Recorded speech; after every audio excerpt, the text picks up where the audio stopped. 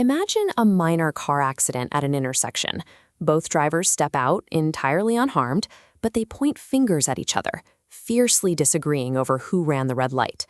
When two people have completely opposing stories about a damaging event, how does society figure out the objective truth of what actually happened? Many countries solve this problem using an inquisitorial system. In this setup, the judge acts as an active investigator. They collect their own evidence, call witnesses to the stand, and aggressively hunt for the facts themselves. The American legal process takes a completely counterintuitive approach, the adversarial system. Instead of relying on a neutral investigator, we purposely pit two highly biased, opposing sides against each other in a confined arena.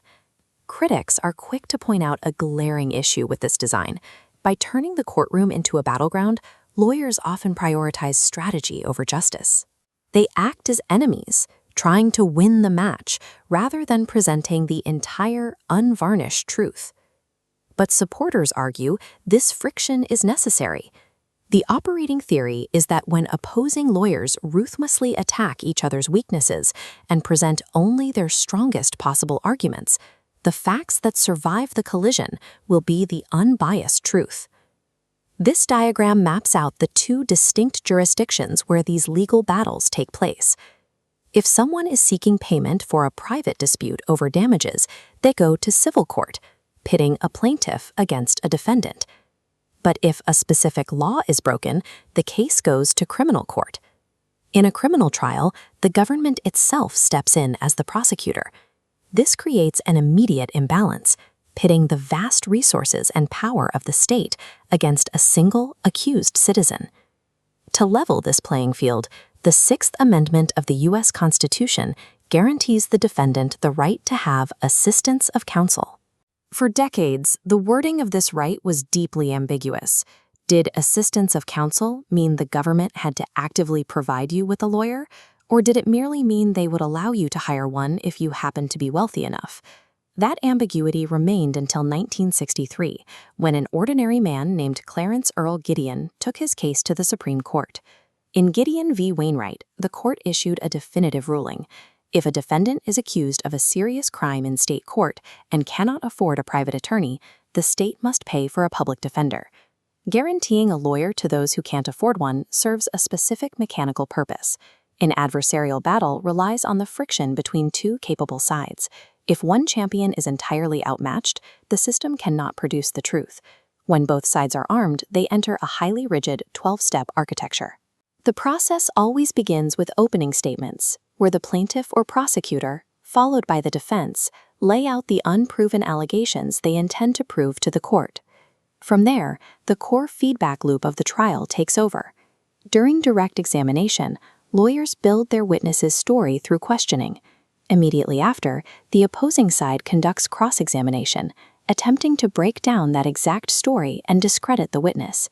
To protect citizens from being wrongly convicted, the system places a massive burden of proof on the government. To win a criminal conviction, the prosecutor must prove guilt beyond a reasonable doubt, meaning there can be almost zero hesitation in the minds of the jury about what happened. This 12-step architecture is intricate and deliberately difficult to navigate. But the reality is that the vast majority of legal conflicts completely bypass this entire system. Instead of going to trial, civil disputes usually end in out-of-court settlements, where the two sides agree on a resolution privately. Criminal cases follow a similar shortcut, heavily relying on plea bargains, a pre-trial agreement where a defendant pleads guilty to a lesser charge in exchange for a lighter punishment. The system relies on these plea bargains out of sheer necessity. Every year, courts face a staggering volume of legal cases, and full trials require immense time and money. Critics, however, argue this efficiency creates a dangerous pressure, encouraging people to accept a lesser punishment rather than risk a trial. The 12-step adversarial trial represents an ideal mechanism for discovering facts. In practice, finite government resources often force the legal system to prioritize moving cases through the pipeline over the pure pursuit of truth. For the cases that do survive the gauntlet and reach a full trial, the roles in the courtroom are highly specific. The judge sits above the fray, acting entirely as an impartial referee. They ensure the complex rules of evidence are followed, but they do not participate in the fight.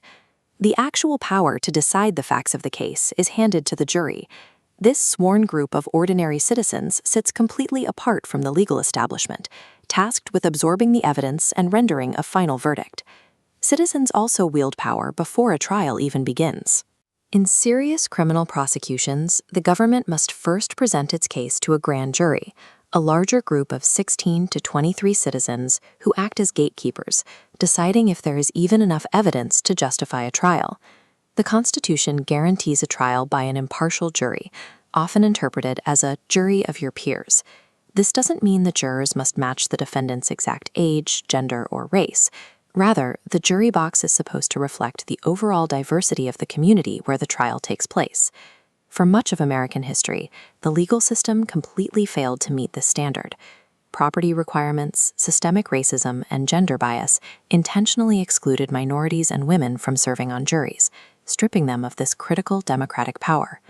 In 1954, a Mexican agricultural worker named Pedro Hernandez challenged his murder conviction, proving that no Mexican Americans had been allowed to serve on a jury in his county for over 25 years. The Supreme Court intervened in Hernandez v. Texas, ruling unanimously that intentionally keeping people off a jury based on race, ethnicity, or gender violates the Constitution. The complex architecture of the legal system, the separate civil and criminal tracks, the guarantee of a public defender, and the strict rules of evidence all funnel down to a single point. The final decision of guilt, innocence, or liability is stripped from the government and placed directly into the hands of the private citizen.